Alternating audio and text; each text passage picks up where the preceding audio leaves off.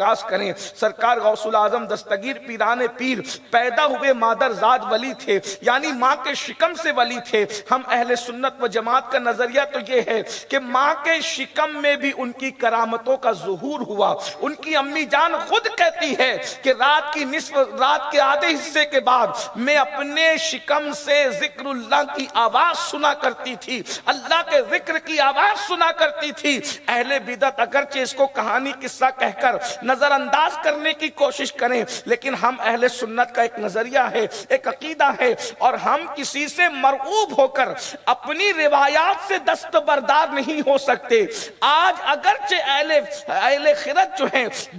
اہل بدعت جو ہیں، اپنے انداز میں معاذ اللہ ولیوں کی کرامتوں کا انکار کر سکتے ہیں، لیکن کل سائنس ترقی کرے گی، علم مزید جو ہے وہ عروج کو پہنچے گا، حالات بدلیں گے، حقائق قبول کیے جائیں گے۔ اللہ اکبر۔ تو سرکار غوث اعظم ماں کے شکم سے اللہ اکبر کرامتوں کا ظہور ہو رہا ہے۔ جس دن پیدا ہوئے ہیں اسی دن سے آپ نے روزہ رکھا ہے، ماں کا دودھ شام تک نہیں پیا ہے۔ اللہ اکبر۔ پیدائشی ولی ہونے کے باوجود جب عمر کو پہنچتے ہیں تو علم حاصل کرنے کے لیے گیلان سے بغداد معلیٰ تک کا سفر طے کرتے ہیں، اور مصیبت کے ساتھ علم حاصل کرتے ہیں، اور اپنی قطبیت کا راز اس شان سے بیان کرتے ہیں، درست العلم حتی صرت قطبہ، کہ میں علم حاصل کرتا رہا یہاں تک کہ اللہ نے مجھے مقام قطبیت عطا فرمایا۔ پتا چلا سرکار غوث اعظم کی زندگی میں بھی جو ہے آپ کو علم ملے گا، حالانکہ کرامت تو آپ کو پہلے ہی مل چکی تھی، مگر اس کے باوجود بھی ماں کو چھوڑ کر کے علم حاصل کرنے کے لیے جا رہے ہیں، اور پتا چل رہا ہے کہ یاد رکھنا وہ علم، وہ معرفت اللہ تبارک و تعالیٰ نے آپ کو مولائے کائنات کی اولاد ہونے کی وجہ سے پیدائشی طور پہ ودیعت کیا تھا، لیکن مروجہ علوم کے لیے حضور غوث اعظم اپنی ماں کو چھوڑ کر کے گیلان تشریف لے گئے۔ اور یہ بات بھی آپ کو پتا ہونا چاہیے، اتنا علم حاصل کیا، ہم تو بریانی کے سوا اور فاتحہ کے سوا غوث پاک کو آگے جو وہ تحقیق کرنے کے لیے تیار ہی نہیں ہے، لیکن جسے غوث اعظم کہتے ہیں، ہزاروں مجددین جس کے قدموں تلے رہیں، اسے شیخ عبد القادر جیلانی کہتے ہیں، اس لیے کہ مجدد بہت ہوئے، لیکن مجدد دین بہت ہوئے، لیکن محی الدین کوئی نہیں ہوا۔ محی الدین کا لقب جس کے سر جچتا ہے،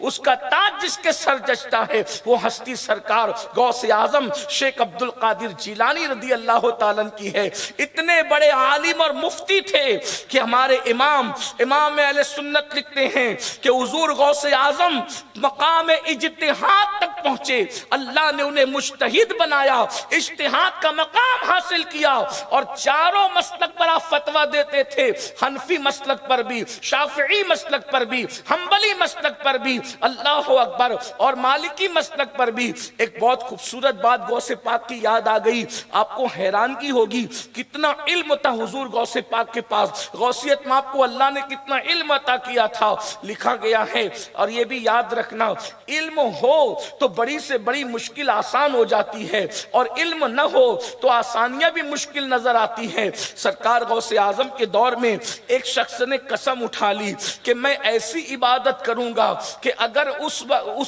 میں ایسی عبادت کروں گا کہ اس وقت تو پوری دنیا میں روئے زمین پر میری وہ عبادت جو میں کر رہا ہوں، اس وقت اس عبادت میں کوئی میرے ساتھ شریک نہ ہو، یعنی اکیلا وہ عبادت میں ہی کر رہا ہوں، میرے سوا وہ عبادت کوئی نہ کرے۔ اور اگر ایسا نہ کر سکے تو پھر وہ اس نے اس کی بیوی کے لیے طلاق کے جملے کہہ دیے۔ اب ایک بات ہے، اگر وہ درود پڑھتا ہے تو کیا گارنٹی ہے کہ پوری زمین پہ کوئی درود نہ پڑھ رہا ہو؟ اب وہ اذان پڑھ رہا ہے، کیا ضروری ہے کہ کوئی اس وقت روئے زمین پہ کوئی اذان نہ پڑھ رہا ہو؟ آپ جانتے ہیں اذان 24 گھنٹے میں ایک سیکنڈ بھی موقوف نہیں ہوتی۔ کسی ملک میں صبح ہو رہی ہے، کسی ملک میں دوپہر ہو رہی ہے، کسی ملک میں شام ہو رہی ہے، اللہ کا نغمہ نغمہ یہ لاہوتی نغمہ گونج رہا ہے، اس کی توحید کا نغمہ گونج رہا ہے۔ اندازہ فرمائیں تو اگر نماز پڑھ رہا ہو تو کوئی ضروری ہے کہ روئے زمین پہ کوئی نماز نہ پڑھ رہا ہو؟ چلے اگر قسم سے بچنے کے لیے مکروہ وقت ہی میں پڑھ لے تو یہاں مکروہ وقت ہے، کوئی نہیں پڑھ رہا ہوگا، کہیں اور تو مکروہ وقت نہیں ہے۔